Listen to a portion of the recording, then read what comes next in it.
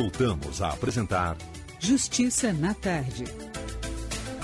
Pois é, estamos de volta com o Justiça na Tarde, pela Rádio Justiça. Agora são 15 horas mais 14 minutos e estamos entrando na segunda hora do programa. Programa que hoje está abordando um assunto interessante, ou seja, um assunto em que, para muitos, quando um adolescente é encaminhado à autoridade competente e ali é colocado em liberdade, para muita gente menor, ou seja, o adolescente pode fazer o que quiser, que não acontece nada. Mas acontece sim, né? É que nós temos o nosso Estatuto da Criança e do Adolescente, que de alguma forma alcança os adolescentes que praticam os atos infracionais. Então, dependendo da gravidade desta prática, existe todo aí um conjunto de princípios dentro das medidas socioeducativas. E uma das últimas delas é justamente a privação de liberdade. Ou seja, um adolescente que venha a praticar um ato infracional considerado leve não pode, pelo Estatuto da Criança e do Adolescente e também dentro do princípio das medidas socioeducativas, ser colocado em privação de liberdade.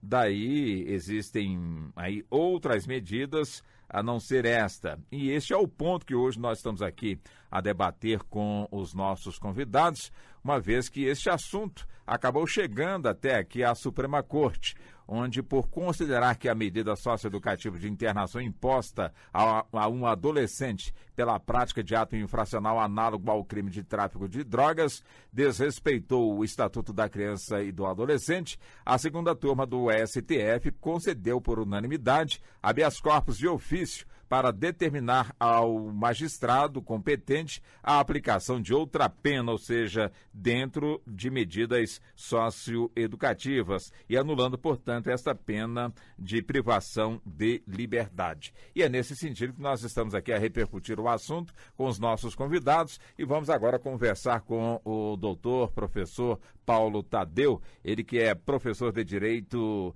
e também dentro da especialização do Direito da Criança e do Adolescente. Doutor Paulo, que também é mestre em Direito. Professor doutor Paulo Tadeu, os cumprimentos e também os agradecimentos pela atenção com a emissora, tá bem?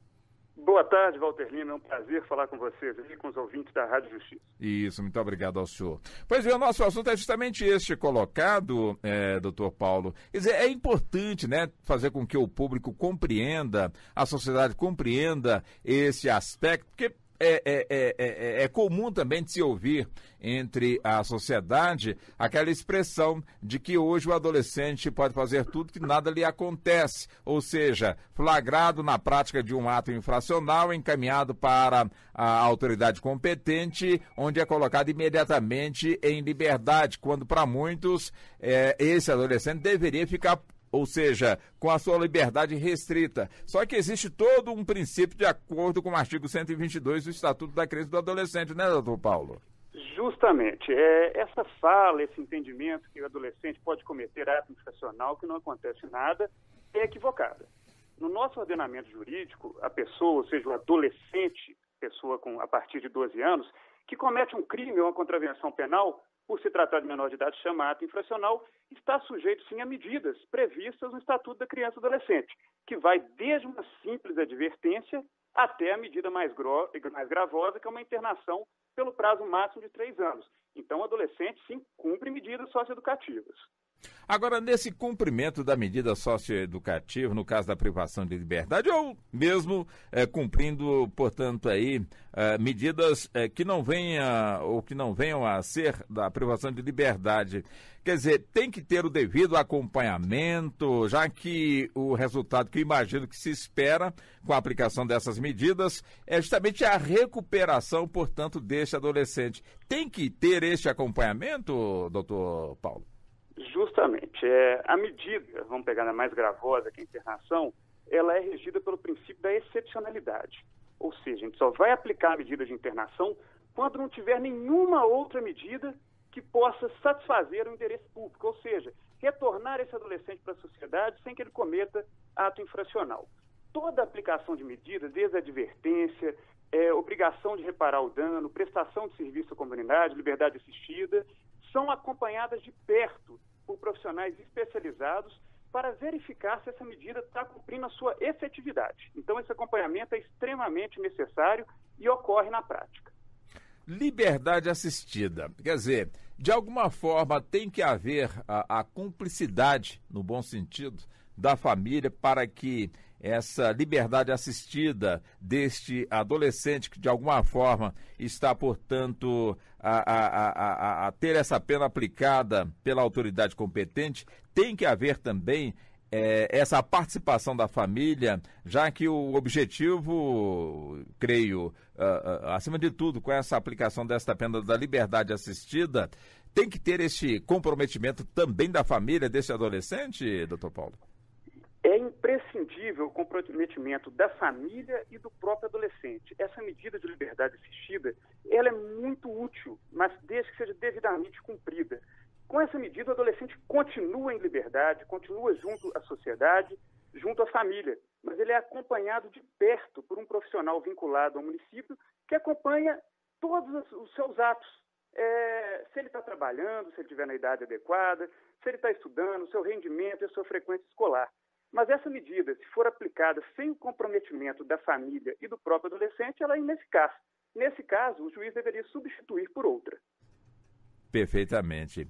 Bom, agora o interessante também, e nós estamos batendo nessa tecla aqui para poder levar uma maior quantidade de esclarecimento para os nossos ouvintes, de que a aplicação, portanto, dessa pena gravosa, como o senhor muito bem pontuou, que é a privação de liberdade, quer dizer, esse adolescente ele tem que ter praticado aí um ato infracional extremamente grave, a reincidência também tem que ser reincidência também na prática de atos infracionais graves, ou seja, aquelas práticas que de alguma forma não são consideradas graves, de alguma forma não podem também gerar aí a privação de liberdade, não é, doutor Paulo? Justamente. O Estatuto da Criança e Adolescente, no artigo 122, prevê expressamente duas hipóteses em que o adolescente pode ser internado. A primeira delas é o cometimento do ato infracional com grave ameaça ou violência à pessoa. A segunda hipótese é a reiteração de outras infrações graves, o que não se confunde com a reincidência. Essa reiteração, segundo o entendimento majoritário aí dos tribunais superiores, apenas ocorre no terceiro ato infracional grave praticado pelo adolescente, diferentemente da reincidência, que bastaria um segundo após uma condenação. Hoje nós, infelizmente, acompanhamos determinadas situações envolvendo adolescentes e até mesmo crianças dentro do âmbito de uma escola, quando ali há o desentendimento entre esses estudantes, às vezes de gêneros diferentes, ali brigando, portanto, ali entre si e gerando ferimentos, lesões. Quer dizer, para muitos seria uma típica situação que acontece, que é comum de acontecer, portanto, dentro do âmbito escolar. Mas esse é o tipo de situação que, de alguma forma, precisa ser atendido dentro da norma pela autoridade competente, ou seja, o caso tem que ser comunicado à autoridade competente, a autoridade competente tomar, portanto, as devidas providências, ou seja, um assunto que não deve ser resolvido no âmbito da escola, doutor Paulo. Tem que tomar muito cuidado, porque é uma linha muito tênue. Não pode se confundir um ato meramente de indisciplina de um aluno de um ato que tenha reflexo na esfera penal, aqui dizendo reflexo infracional. Quando for um ato meramente de indisciplina, essa situação, sempre que possível, deve ser resolvida no âmbito administrativo da própria escola.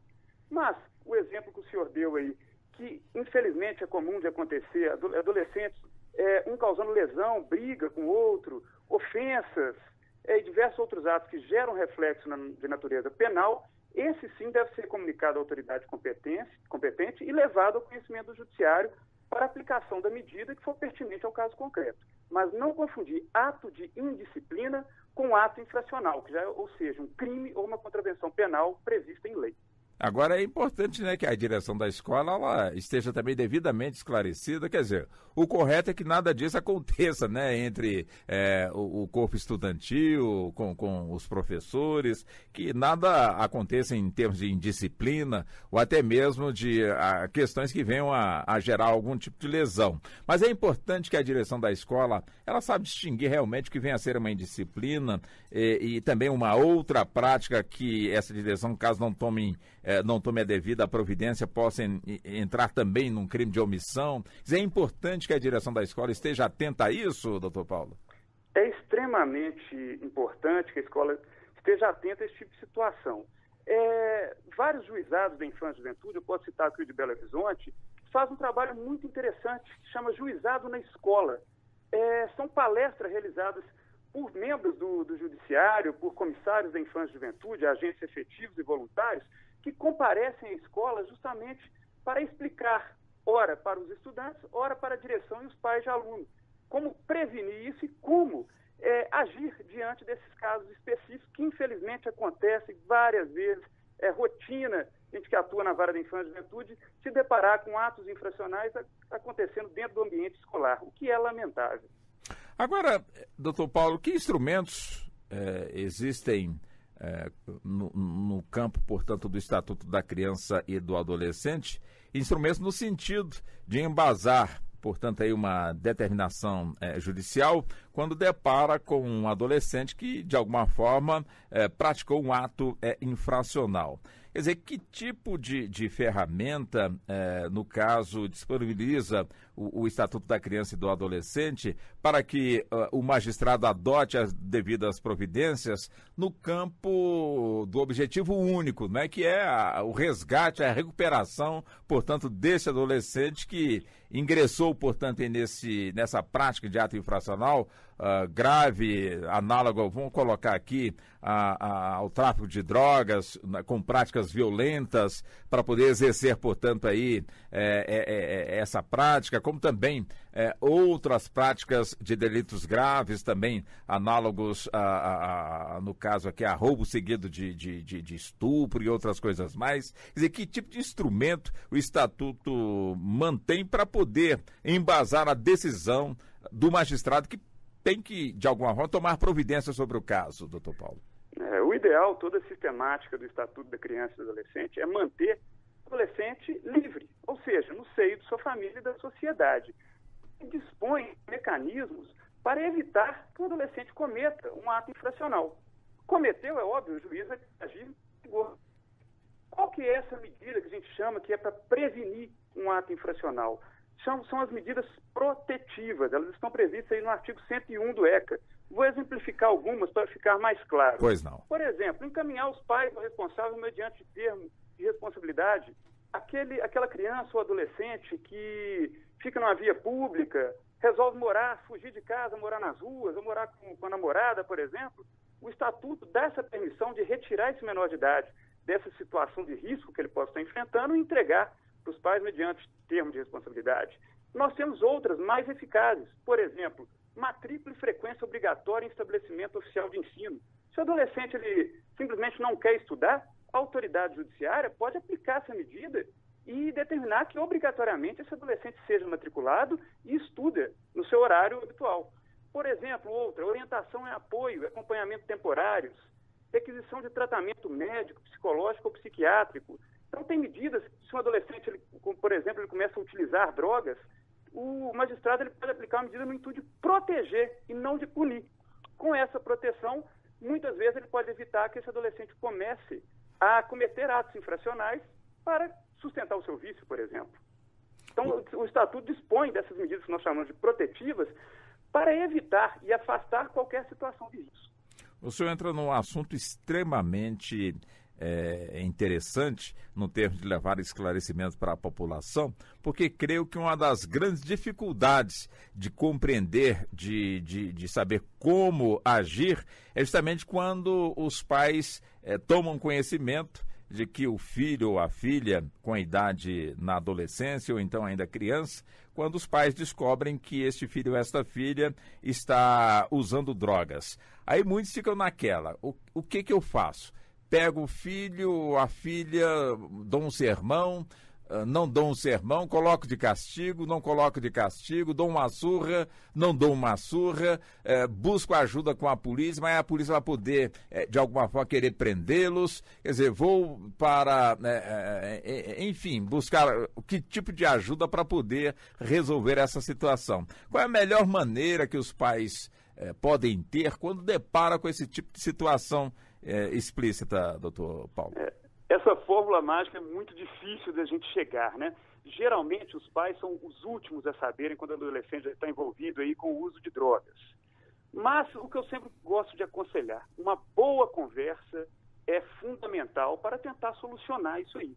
Mas em alguns casos o adolescente está completamente viciado no uso de substância entorpecente. E essa conversa já não é mais, não consegue mais solucionar esse caso. Em casos mais extremos, na verdade, em qualquer caso, eu acho que a polícia militar deveria ser acionada, pois se trata de um crime. O uso de droga ainda é crime no nosso país. Então, pode acionar a polícia militar. Uma vez o adolescente pode ser preso, ele será encaminhado, sim, para uma delegacia de polícia e será apresentado à autoridade judiciária. E essa apresentação é de fundamental importância. O uso de drogas certamente não ensejará uma internação, mas ele será apresentado diante da autoridade judiciária, que irá conversar com ele, junto com o membro do Ministério Público, o promotor de justiça, e às vezes até aplicar uma medida protetiva. Ao invés de punir o adolescente que ele está usando droga, o Estatuto da Criança e Adolescente possibilita o quê? Aplicar uma advertência, demonstrando que o ato que ele está cometendo, o uso de droga, é crime, e além de aplicar a advertência, auxiliar esse adolescente aplicando uma medida protetiva de tratamento para o uso de drogas. Então é importante que o uso de drogas chegue até as autoridades competentes para que possa, de alguma forma, auxiliar esse jovem que está na dependência química. Agora, uma outra questão que eu gostaria de avançar com o senhor, doutor Paulo, é justamente o fato de uma adolescente que, antes de completar os 18 anos, de alguma forma foi apresentada à autoridade judiciária pela prática de algum ato infracional, grave ou não grave. O fato é que, após adquirir os 18 anos, como já foi devidamente explicado, ou seja, esta pessoa que completou os 18 anos segue, portanto, a sua vida com um prontuário limpo, ou seja, aquilo que foi praticado na fase da adolescência, na fase de uma idade menor, né, da adolescência, aquilo fica realmente para trás, é vida nova. É onde eu pergunto ao senhor, quer dizer, o Estado, de alguma maneira, pode utilizar esses dados para ter aí a informação, não para poder usar e aplicar algum tipo de algum tipo de aplicabilidade da lei, mas pode utilizar esses dados do tipo, esse aqui quando era menor fez isso, fez aquilo, então não dá para matricular na determinada escola, ou então servir às Forças Armadas, ou isso ou aquilo. Esse tipo de prática não pode existir ou pode existir, doutor Paulo? Vamos lá, são duas situações. A primeira delas, eu gostaria só de ressaltar, quando o adolescente completa 18 anos, ele cometeu um ato anterior, não quer dizer que ele vai ficar impune em relação a esse ato. Certo. Mas ele pode cumprir uma medida socioeducativa, certo, principalmente a de internação, até os 21 anos de idade. A segunda referente à sua pergunta. Esses dados, os antecedentes infracionais do adolescente, ele é completamente sigiloso. As únicas pessoas que têm acesso a esses dados, na sistemática atual do Estatuto da Criança e Adolescente, é o Poder Judiciário, a Vara da Infância e Juventude. Então, fica inviável de se utilizar esses dados para outras finalidades. A única pessoa que tem acesso são o juiz da Infância e Juventude, o promotor de justiça e o advogado. Então, fica inviável, claro, como reincidência não há que se cogitar, mas também na prática não se consegue utilizar dessas informações, uma vez que elas são sigilosas, de acesso restrito à Vara da Infância e Juventude. Ou seja, se é sigilosa, não cabe consulta. Não cabe consulta. Tá certo, tá aí, né? Portanto, o doutor Paulo Tadeu nos ajudando a compreender melhor aí este ponto, ou seja, esse conjunto de questões. Doutor Paulo, é sempre um prazer entrevistar o senhor, aqui os agradecimentos da emissora. Até uma próxima oportunidade. Eu que agradeço a oportunidade, estou sempre à disposição da Rádio Justiça. Muito obrigado.